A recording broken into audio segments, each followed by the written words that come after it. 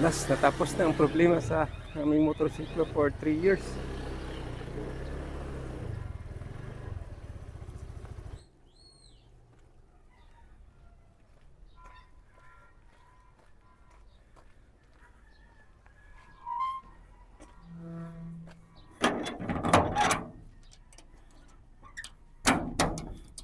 So, just arrived home.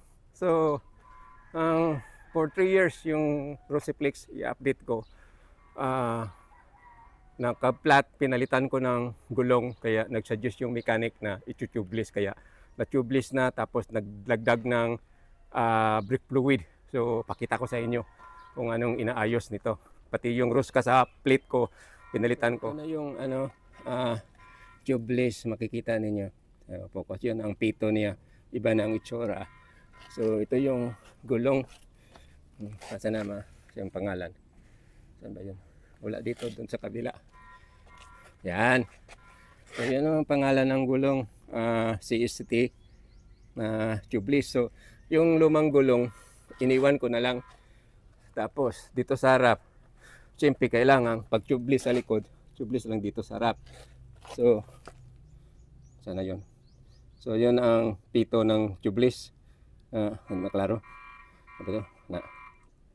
Yan. Then ito yung mga ang interior, dinala ko na lang dito. So 3 years. So wala pang bagong-bago pa, wala pa siyang bulkit, pero parang naklaro. Yan, murag gikarunot na bitaw. So yung nagkahiyos-hiyos siya doon, ang ginawa ng asawa, sabi ko, anong gagawin natin, ipabulkit or ipapalit ng bagong interior. Yung nakarating kami sa tindahan, nag-advise yung mechanic doon na i-tubeless na lang. So ito, yan. So wala pang bulkit for 3 years, ganito na. Then pakita pa. So sa brake fluid, kasi hindi na kumapit yung front brake, kaya pinalagyan ko ng bagong brake fluid. So ayan, saan tong asa maningan front brake ani. Ito, yan. So ganyan na. Tapos pinaayos ko itong ilaw dahil napalong sa siya kalit, high and low. So ang nangyari pala dito sa bandang dito, yung sakit ng switch, malapit na matanggal. So nagbitay na ba? So iwan ko bakit hindi siguro magandang pagkalagay sa nag-assemble ito sa factory. So yun ang dahilan. So akala ko yung nangyari katulad ng dati na naputol yung wire dito sa gitna. So kaya binaklas ito kanina, hindi ko lang na-videohan kasi hindi ko nakadala ng cellphone. So ngayon lang nagkataon, sinabi ko sa anak ko nga pag uwi ko, magpa-vlog ako, lagay mo ng cellphone sa gate para makapag-vlog naman ako. So yan. So may mga dumi pa. So i-washing ko ito para ukal itong mga dumi sa mekaniko. Tapos ang ilaw, gumagana na siya. Ilaw natin, parking light, okay na siguro. So hindi na sila, itong sira, itong ayan na. So yan. So ito yung low, ito yung high. So pag i-high ko, umiilaw na siya. So at least for how many days? Mga 1 month. Ngayon lang ito nakaayos kasi nakakataon na nag-trouble itong gulong ko. Ko lang, sali na lang lahat. So ang gagawin ko dito, washingan ko tapos i-video ko para makita niyo kung anong update yung motorsiklo namin na Rosiplex. So ito na, iwawashing ko na kasi galing sa shop, so kailangan iwashing. So ito ang ginagamit ko na car soap. Yung babasahin ko muna ito bago ko mag-apply ng ito. So start na tayo magwawashing para maganda namang tingnan. So napakaganda pag may kuwan tayo, ganito. So babasahin ko muna ito bago lagyan ng sabon para makita naman ninyo gaano ka ganda yung tubeless na linagay nila. So hindi masyadong mahal kasi lang tawag, 1,200 lang yung isa. So I think ito ang pinaka barato o pinakamura sa lahat ng mga tubeless siguro. Siguro may mga more than 3,000 pa siguro. Hindi ko lang alam. So just sa lang kung itong tubeless ko nabili is mahalin ba ito or murahin ba ito sa ano yung takip nito yung ilagay. Tapos supposed to be spray ang gagamitin ko, kaya lang nasira yung spray ko. So mano-mano na lang ang gagamitin ko dito sa foam ito. So madali lang itong linisan kasi ano man yung grease naman laman sa yung pagtanggal lagay yung nakadumi dito. Tapos malinis naman itong motorsiklo. Kahit paano hindi naman siya tumirik. Yun lang, nagkataon nasira yung mga ilaw, tapos naubusan yung brake fluid.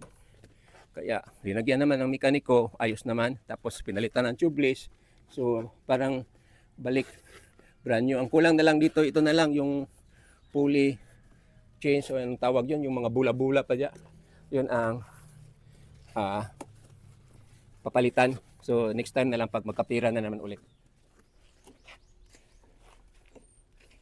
So nasa buna na lahat. Ngayon magsimula na ako magpira ng tubig. So ito ang napakaganda pag may ganito kayo na power spray.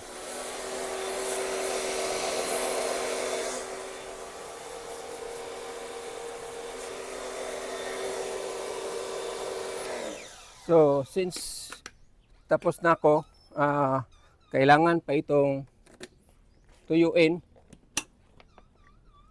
gamit itong microfiber kong basahan. Tapos ang ginagamit kong pangpakintab is multi-purpose protectant, high gloss ito.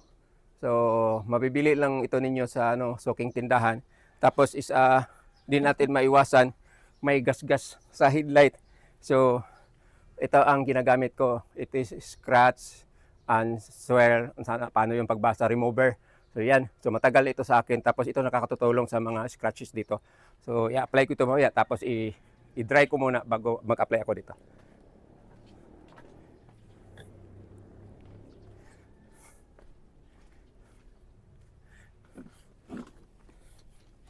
So ganito kahirap yung kahit maliit lang ito motorsiklo, pero hindi madali paglinis.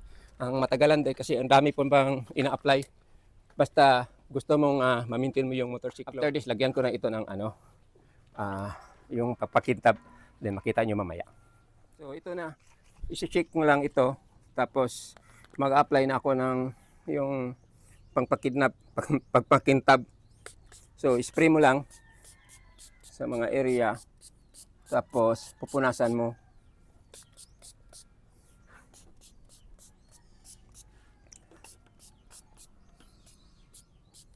Yan. So sa maliit na space, ang gagamitin ko is cotton.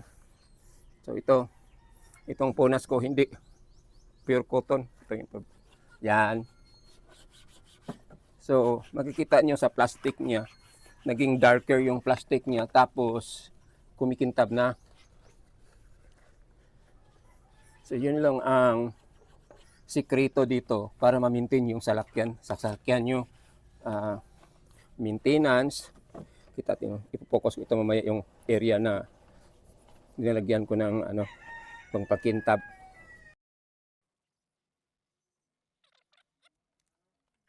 So tignan niyo. Ay, may na pa. Wala pa na punasan diri.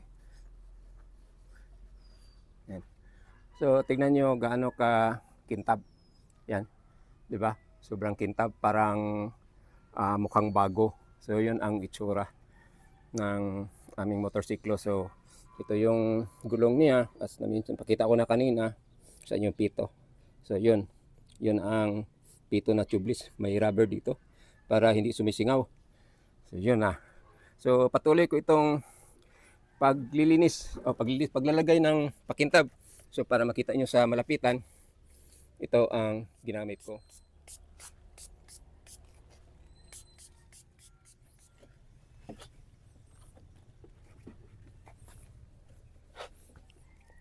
So tignan niyo yung yung headlight, wala nang gasgas.